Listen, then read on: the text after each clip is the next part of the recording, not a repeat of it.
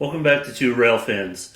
Figure I'd just take a second to show you guys what we've been working on in the layout this week.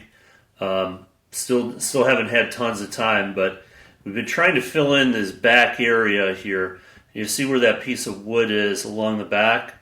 There was a gap there between the foam and the backdrop and the actual wall back there. And when we built the layout, we didn't have it pushed all the way up against the wall. So we wanted to fill in that space because we're trying to have a little more detail back here than we'd originally planned for. And we have a couple things just kind of sitting in place to take a look at how we want to do this. There's a tower. There's our flat from Pittsburgh Train Fanatic. That does have the LEDs on it, and we're looking at possibly getting some more of those. But we're looking to have maybe just a couple of businesses back here, just like warehouse kind of stuff. Here's another flat kit I got from Brass Monkey Toys and Trains at the Plano Train Show a while back. So that's only about, I think it said 1.5 inches deep.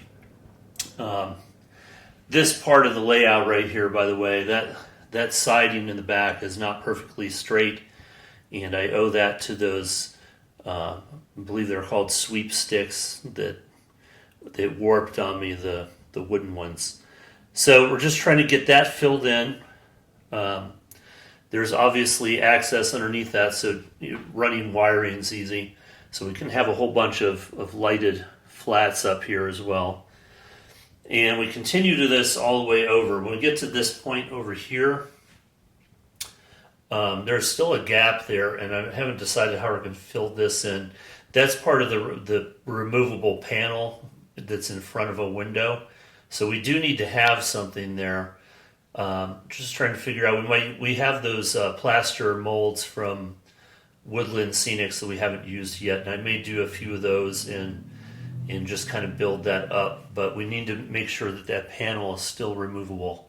So over on this end of the layout, you'll see I've had that access panel out. I saw somebody do a whole explanation of these bridges. They had multiple. This is a Rick's kit on their layout, and it looked really cool. So I was trying to think what we can do to fill in this part of the layout over here, and especially that back section where there's just a very thin strip before you get to the backdrop there. And I think what we're going to do is custom fit this kit on a diagonal to that point back there. We already have a pretty cool idea for a scene that we can do on top of the bridge, and I'm not going to spoil that, but I think that's what we're going to do, to add some three-dimensional effect to this part of the layout, and we can paint something into the backdrop. We've had a couple people offer to help us with some painting. I may take them up on that. I'm not very good at the painting. And David's just kind of hesitant to take on a big project like that. So what I'm going to be doing today too, you'll see there's some gaps in the foam here.